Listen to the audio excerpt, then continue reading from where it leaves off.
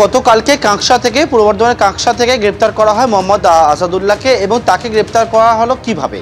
তোমায় বলবো যে গত মে মাস এবং জুন মাস, সেই মে এবং জুন মাস জুড়ে বাংলাদেশে কিন্তু এই যে আনসার আল ইসলাম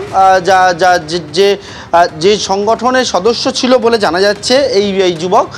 তাদের কিন্তু এই আনসার আল ইসলামের রিক্রুটিং বোর্ডের সদস্য যিনি রয়েছেন, রিক্রুটিং শাখার প্রধান রয়েছেন যিনি, তো ওনাকে এছাড়া 2 আঞ্চলিক প্রশিক্ষককে গ্রেপ্তার করা হয় মে মাসে এবং তাদেরকে গ্রেপ্তার করে বাংলাদেশের র্যাবের হাতে। এই দুজন যখন গ্রেপ্তার হয় তাদেরকে জিজ্ঞাসাবাদ করার প্রক্রিয়া সেটা চলে, একাধিক তথ্য সংগ্রহ হয়। সেই তথ্যের ওপর ভিত্তি করে জুন মাসে 10 দিন আগে আসাদুল্লাহ আসিফ নামে 22 বছরের এক যুবককে এবং মোহাম্মদ আহাদ নামে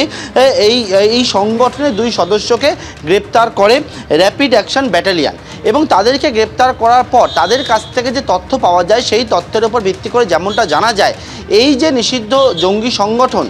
তারা মূলত কিন্তু বিভিন্ন জায়গায় জঙ্গি প্রশিক্ষণের কাজ করত এবং এই সংগঠনের জাল কিন্তু শুধুমাত্র বাংলাদেশে নয়, তারা কিন্তু অন্যান্য বিভিন্ন প্রান্তে এমনকি বিশ্বজুড়ে রয়েছে, তেমনকি বাংলার যোগও কিন্তু পান তারা। এবং এই মর্মে বিভিন্ন যে এজেন্সিগুলো রয়েছে, যারা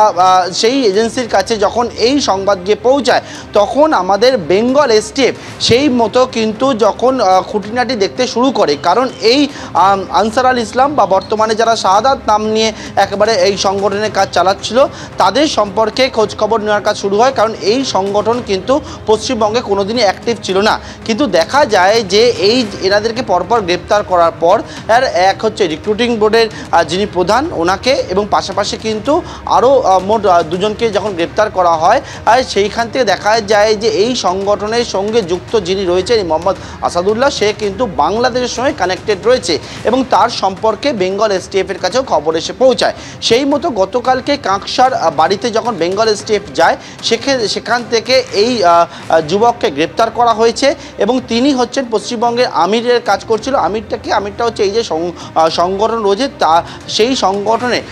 মগজ ধোলাই করা থেকে শুরু করে সংগঠনের সদস্য বানানোর কাজে যিনি যুক্ত ছিলেন তিনি হচ্ছেন এই কাঁকসার বাসিন্দা এই যুবক কলেজ ছাত্র এবং তাকে কিন্তু গ্রেপ্তার করা হয়েছে। তাকে আজকে আদালতে পেশ করে ইউএপিএ ধারায় তার বিরুদ্ধে মামলা রুজু হয়েছে, তাকে নিজেদের হেফাজতে চেয়ে আবেদনও জানানো হয়েছে।